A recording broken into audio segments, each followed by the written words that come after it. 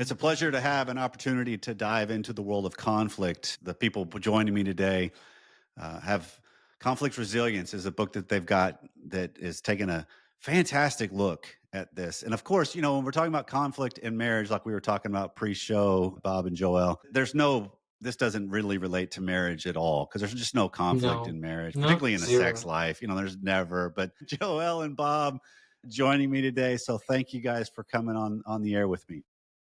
We are Thank you for having delighted to us. be here. Yeah, thanks for inviting us. And so let's just jump right in because obviously this is one of those things that you're talking about in the world of conflict. It always is amazing to me that we just continually have trouble with the concept of it. So walk me through what's the big deal with people and our trouble with conflict? Yeah, well, thanks for asking that question. I think, conflict is one of the concepts that I think just gets a really bad name, an undeserved bad name, right? In our culture, in our society, for all sorts of reasons, right? I think for many people, they may be raised in churches or families where there's this message that if there's conflict, something has gone wrong, something's gone Mhm. amiss. But the truth of the matter is that in any relationship worth its salt, there's a fair amount of conflict. And in fact, the issue isn't the presence of conflict.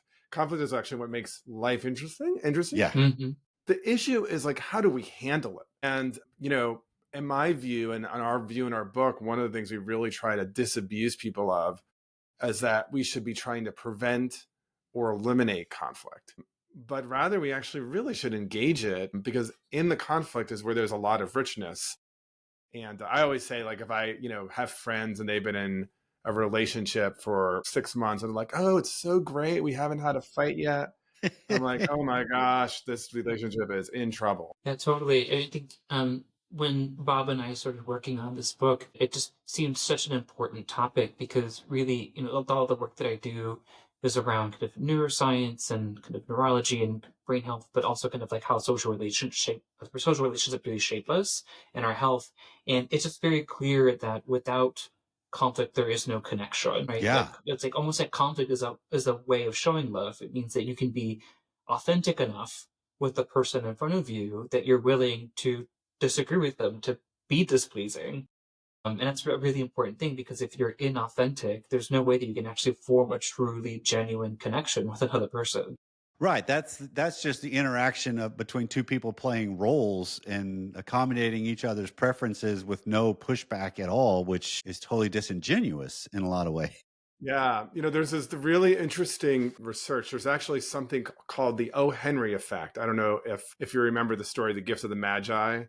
It's a short story by an author whose name is O. Henry. Some Okay. of us may have read it when we were in like eighth grade, like me. But it's basically this short story of this couple. They don't have a lot of wealth, and as Christmas is coming up, the one thing that the husband has of great value is this pocket watch that Hmm. his grandfather gave him. And the one thing that the wife has of great value is this kind of long blonde hair locks. And right before Christmas, the husband sells the little pocket watch in order to buy these beautiful combs for his wife. And the wife has her hair cut to buy a fancy chain for the pocket watch. Of And at course. Christmas, they have a chain with no pocket watch and combs, but no hair. Anyway, that's the story. But the research, that the way that this little finding has gotten named the O. Henry effect, is that often the research has shown that in romantic couples, that dyad is often least able to identify the most kind of value creating outcomes, primarily because Mhm. people often don't put forward their preferences. So Mhm. in Yeah. order to be kind and generous, they hide the preferences, and you can't get optimal outcomes if we actually don't know what the preferences are. Yeah. Here's the way I frame this, guys. I think of it as when we first meet and fall in love with somebody, we're meeting their marketing departments, Haha. right? So I'm putting my best foot forward and I'm being what I perceive you're going to perceive would be endearing Yeah. and enticing. And then if, second, third dates, it starts to become the sales department. So it's still framed on how am I relating with you? and what you may look for, not who I am. I'm not presenting that yet. And then you go further along, then you meet middle management, which they're just problem solvers. And Hmm. then you get further on, and then you get to the executives.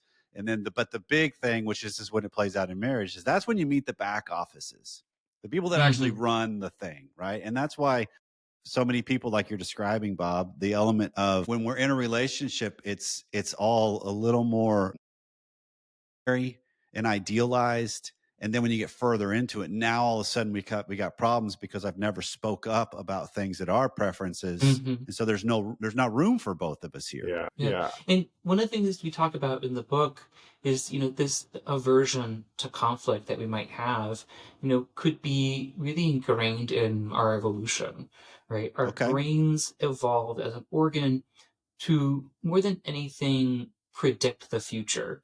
That's how we're able to detect whether there might be a saber-toothed tiger around the corner, when there might be some danger kind of on the way.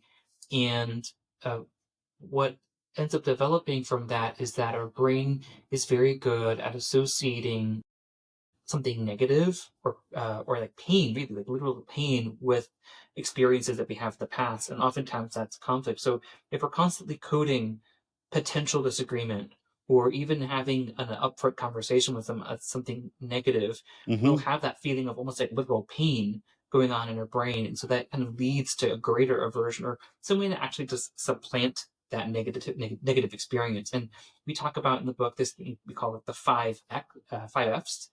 So these are default reactions that people typically will react to these situations with. It's just like freeze, fight, fawn, fester. So these reactions that we learn over time to use to make things feel less negative. And it doesn't really help us in the long term, because if you're constantly avoiding conflict, as we were talking about, it leads to a big blow up later on.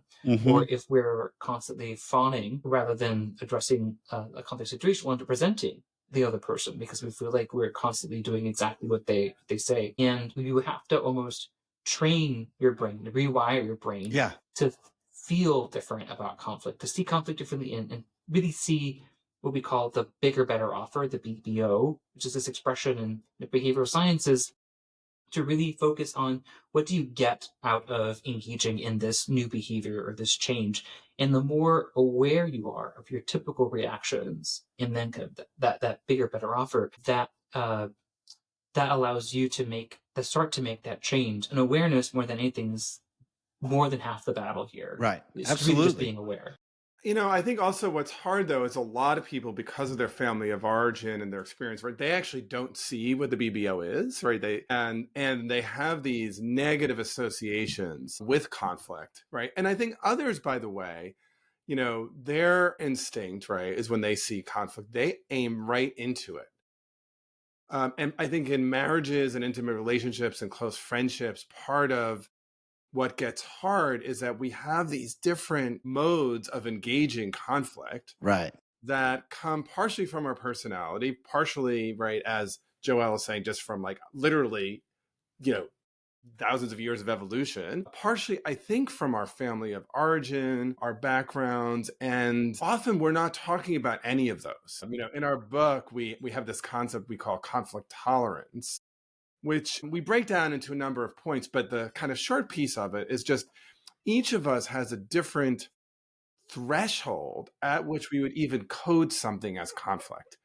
I would not say writing a book is like a marriage, but writing a book is a pretty intimate thing. And Joelle and I Hmm. did that together, and Hmm. we have really different conflict tolerances.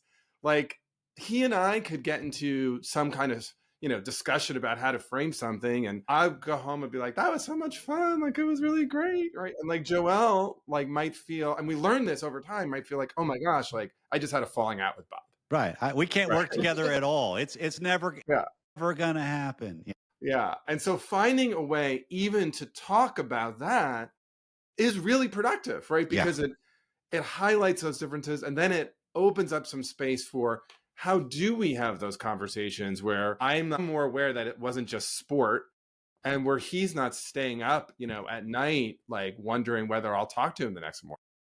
Okay. And so this is because this is one of the things I picked up from and reading through this was the idea of there's an element of what's being exposed in you. That's what you're talking about here, Bob, is when you can look at it with a curious standpoint about what is my approach to just conflict in general. But then I think it changes because I'm going to speak for you guys here, but I think it changes in some ways because it intensifies within the more important relationships, like conflict between coworkers or peers or neighbors is different than people in my home or my family members or a spouse or a best friend or someone, co-author, those kinds of things that Hmm. are important. And knowing myself matters in that regard because that's what plays into making all the issues bigger sometimes, right? For sure, because we also, it's hitting identity buttons about stories that we tell Hmm. ourselves about what does it mean to be a good spouse or a good son or a good daughter or a good friend, which are really different from Right. those kinds of relationships where the bonds aren't as connected, the identity issues aren't as close. And frankly, right, like there's some relationships. I mean, this is actually not a good thing, but for the purposes of conflict, right? But if you're conflict avoidant and it's not that important a relationship, you just get out of it. Right. But if Hmm. it's your marriage partner, your husband or your wife, right, Yeah. right, like it's different, and you have to figure it out because avoidance probably won't solve it, and thinking you're going to crush them probably won't lead to a good outcome either. Hmm. So Yeah, and our brain only becomes more and more sensitized to the distress of conflict the less you engage with it. So your brain starts to really activate what we call salience networks, which is all about kind of where you feel kind of a sense of alertness as well as kind of negative feelings. So anything that starts to even remotely resemble conflict starts to trigger a release of adrenaline, your heart rate increases, your blood pressure goes up, your muscles contracting. Some people can recognize it, right? They feel like their jaw clenches, your tongue will Hmm. like be stuck up to the top of the roof of your mouth, your hands might get cold.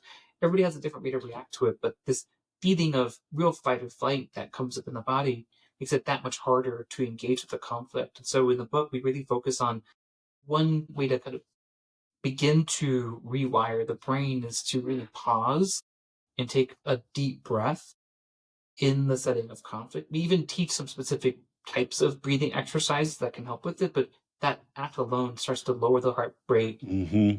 space out your breaths, decrease the blood pressure, and that starts to allow you to recruit the more kind of deliberative, kind of higher order parts of your Right. brain that can then help you sort through the situation more clearly.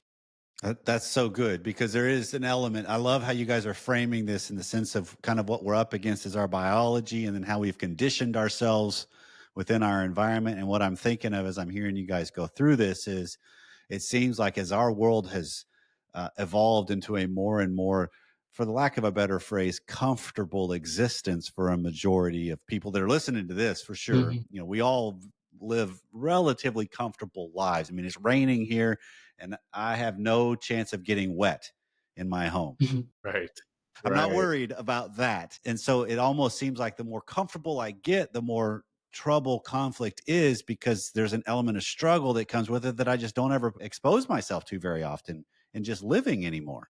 And it's easier to escape when you do feel it, right? Like even in the past, Perfect. 15 years with the advent of social media, right? I mean, Yeah. even when I grew up, whatever, in the 80s, you were stuck geographically for all your community. Yeah. Hmm. Here, I don't really have to have a geographic community at all. In Yeah. fact, during COVID, a lot of people didn't, and they never came back to it. I Right. cultivate communities of convenience. Yep. When I'm done with you, I could cancel you. Of course, you can't do that in a marriage, or you can't do it without very high costs, right? Like ending it. But I think that that's right. And I think the other thing I would just say in this, I mean, this is just the evolutionary ways in which some of our responses to conflict tend to not serve us, right? So there's something Hmm. that's called the accuser and the excuser bias. So this tendency, the accuser bias, to over assume the intentionality of the other makes sense in a world where our very survival might be at stake, right? If we bump into each other in the woods, I have to make a quick decision about whether you meant that or not. If I decide you meant it and I'm wrong, I still take out my club you to death, you're dead, I'm alive. If I decided you didn't mean it and I'm wrong, you take out your club me to death, I'm dead, you're alive. But like for our marriages or like our kids, right? Like that's not the stakes. And Right. so we need other tools. And I think, what Joelle really like one of the fun things for me about this project as a guy who's done conflict, but kind of more around a self-awareness and behavioral and skills is like really getting this deeper dive into what is going on in our brains evolutionarily. No, 'cause I think that's fascinating because there are so many other mechanisms, like Joel, you were talking about, that we have these systems in place that are in our biology and wiring that are intended to keep us alive, Hmm. right? They're constantly scanning and aware of our surroundings much more than we are aware of it. Hmm. And those are factors that are at play in our everyday interactions that you're touching on in this. But I want to before we wind up the regular version of this, I want to get into you guys give like the three steps that are really helpful, I think, to help people when they're starting to look at this idea of conflict tolerance, conflict resilience.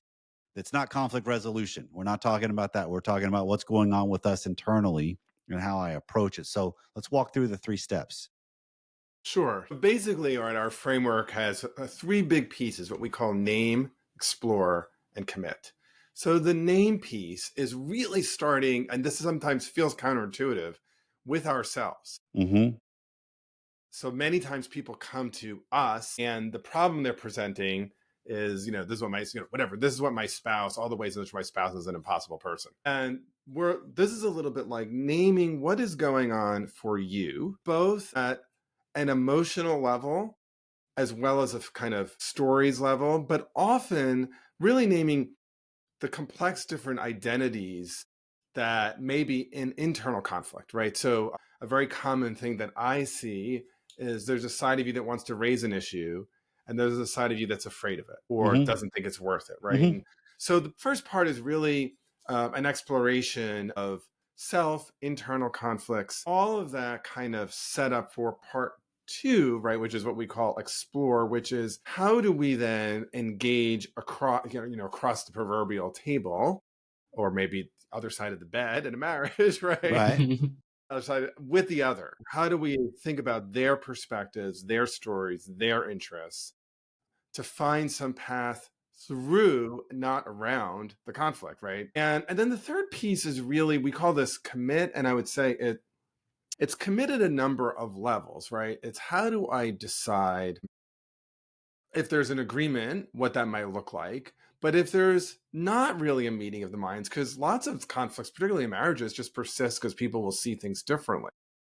But how do we decide how we're going to continue to interact with each other, whether on this issue or even within the relationship? And then how do we, like, from a more, I mean, this is probably a little bit less applicable for the marriage piece, although maybe even in the marriage piece, but how do we commit to kind of set up an environment that we call, conflict resilient friendly, right? That supports the okayness, the actual goodness of continuing to bring forward ongoing Yeah. differences, Yeah. because that's the most healthy place to be resting in. No, that's so good because I think it's trying to recognize that conflict is going to be a part of life. It's for sure a part of relationships, and even there, it's even a part of just my own individual existence. The conflicts I Hmm. have internally every single day Yeah, that go on. Of totally. you know what, I probably should go in there and lift the weights that I said I was going to do this morning, and well, now I got a conflict because I really don't want to. Yeah, So yeah, it kind of that's real. constantly is at play, and so why Hmm. don't I just embrace it, which is I think exactly what you guys have in mind with the work as I see it, of just it's realizing it serves a better purpose, so why don't we embrace that and lean into it? Yeah, and the transparency, and I would say that just the authenticity of that is actually really attractive in a relationship. Yeah. Hmm. Earlier this week, I was on a call with a student who was unhappy with his grade. And we were like going through a number of things. And I was kind of like done with it. I was like, it's time to move on. He's like, well, I'm really glad we're aligned. And I stopped and I said, just to be clear, we're not at all aligned. there's no alignment. And it's okay, but let's not call something an alignment that isn't an alignment. We can move on to the next topic. But somehow or another, I feel like there's more authentic. I mean, this is a student professor relationship, Right. but in a marriage or whatever, like that kind of naming and saying there's lots of ways in which we are maybe aligned, and this is Hmm. a domain where we aren't. I Hmm. just feel is more real and satisfying and And not bad. it's gonna take practice. This Yeah. doesn't happen overnight. One of the things we recommend with the book is to really start low and go slow, so to speak. Just Yeah. really, if you really struggle with conflict, start with very, very small, very light ones that you can tolerate, that you don't have a lot of stress, and then slowly increase the difficulty level so that way you can start to bring in that awareness and the different skills that you teach. And it's going to take many reps, Yeah. to do that rewiring in the brain. Yeah, that fits. I think you guys might like this phraseology we use here with Sexy Marriage Radio. That great marriages are defined by there's two people and there's room for both of them entirely. Love that. Right. That's the idea. Is we're not each trying to muscle each other's preference or desire or interest out. There's room for both of us, and then we figure out how to navigate the impacts and Amen. recover. Hopefully. So how can people find more about the book? Pick it up. Tell everybody what's the best way. Yeah, you can go to our website, which is conflictresilience.book.com. That's a mouthful. I- Conflictresilience.book.com. And you can order there or on Amazon or wherever your favorite place to buy books is.